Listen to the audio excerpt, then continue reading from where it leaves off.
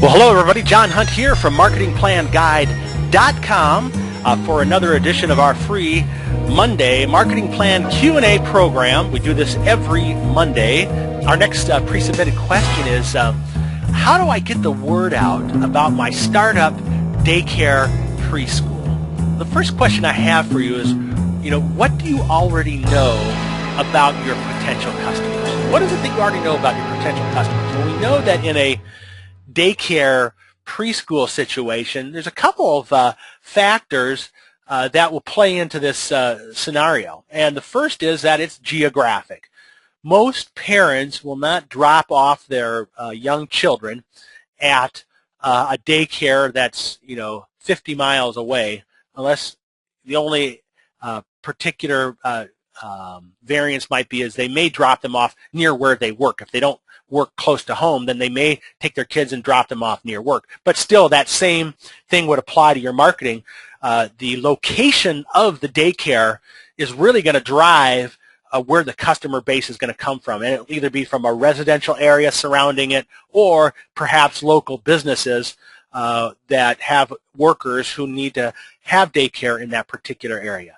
The other factor that you already know about your potential customers is that they're young children.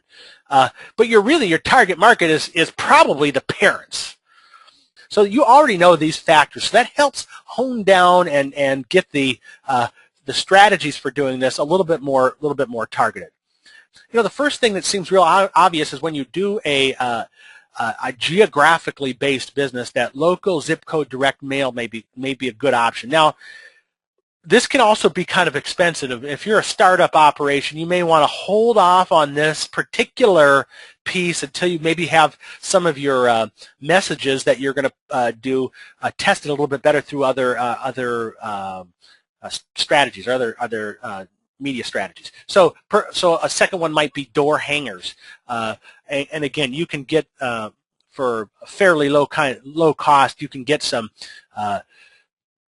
things printed up, stuff them in mailboxes, go hang them on doors, whatever it is. But start with your location as ground zero and just work out from there. The next piece here is community bulletin boards. There's a lot of places you can go out. Again, we're talking about low-cost ideas. It could either be coffee shops, grocery stores, or whatever. And again, keeping within your local geographic area to say, okay, you know what? Here's a local geographic area. Here's the service. I'm going to assume that the people that would use my service are in this area. So this, again, another way to do it. This all comes back to the starting in the first part of the marketing plan, where you are first deciding, what is your uniqueness. I'm sure you have to assess the current marketplace, looking at what's the competition, who else is out there, and what is it that your daycare or preschool does differently than everybody else. What's the uniqueness? And then you come up with your unique selling proposition. And usually the unique selling proposition is what drives the development of the marketing pieces. Not only the logo, that's got to tell that message, but also the piece in general. Let me just move on here to some other kinds of low-cost tactics for a startup daycare preschool. A referral program. If you're already in business and you already have a few particular customers, can you reward them with some maybe some extra free weeks for every new customer they bring in? Because what you really want to do is they can probably be your best evangelist for the people that are already using you. This concept of try out a week for free, and this may be one thing that you can use in your door hangers or your bulletin boards, and to get people to cross that threshold the first time. The hardest thing in marketing is to get them to cross the threshold of your business, and that is once you can determine how much it costs to get somebody in for the first time, and especially if you give them a no-risk offer like trying out a week for free, this is going to get you a no-risk kind of reaction out of the potential customer there. So, but perhaps you can tie that in with your referral program. Maybe you give some little flyers or coupons out to your existing parents and say, listen, if you refer somebody and they try out the week for free, we'll give you another week for free yourself. Again, trying to build up. Now, there's of course cost associated with adding another student, but I bet when you look at the lifetime value, and this goes back to kind of determining that return on investment that we talked about in one of our other questions, when you see what the lifetime value of a student is who's maybe enrolled not only in your daycare but then moves into the preschool segment, you could be talking thousands of dollars, so maybe tens of thousands even. I don't know what the pricing is on that. So if you give away one free week up front, it could very easily lead you to some additional long-term revenue. So a referral program is a good way to do that. Using that tryout a week for free in just your regular door hangers or some of those other things could also be another technique that you could use. What about cross-promoting with local businesses? And when I think about that is I think about what other businesses serve that, not only that parent, but that young child.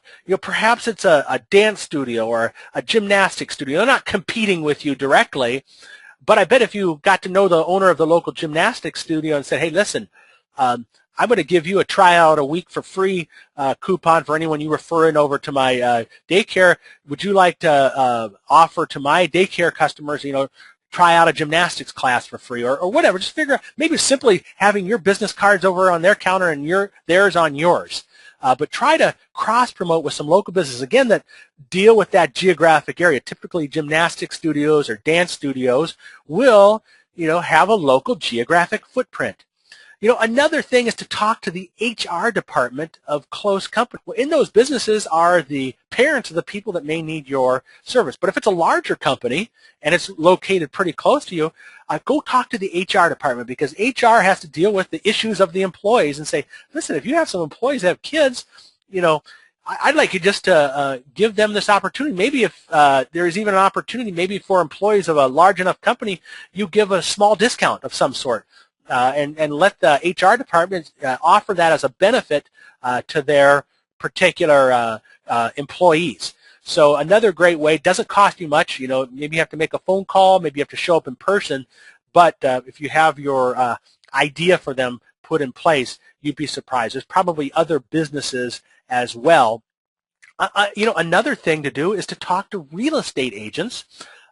Particularly ones who deal with relocations, people moving in and trying to maybe they're coming from another part of the country and they need all kinds of advice. So if you can talk to real estate agents, oftentimes they're a great source of some new some new customers. Those are all just, there's probably a ton of other things you can come up with, but really going back to that whole concept of what do you know about your target market? They're geographic, and they are young children. You can also look at the idea, we talked about earlier about doing local direct mail, and this could be things like Money Mailer or Valpak and that kind of thing. You could take your tryout a week for free, and I know, typically Valpak, $400 or $500, and you can get 20,000 homes in a zip code, and you could do the tryout the week for free with them.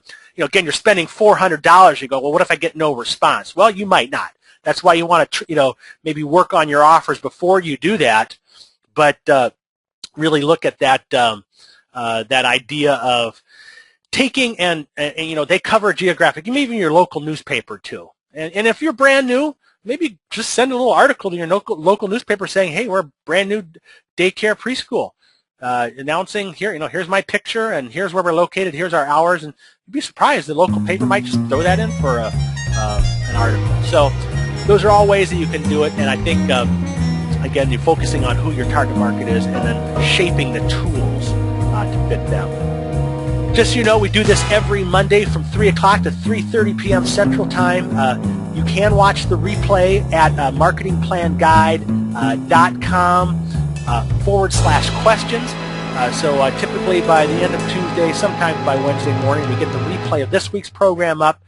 Until next Monday, this is John Hunt from marketingplanguide.com saying good luck and best wishes in creating that winning marketing plan.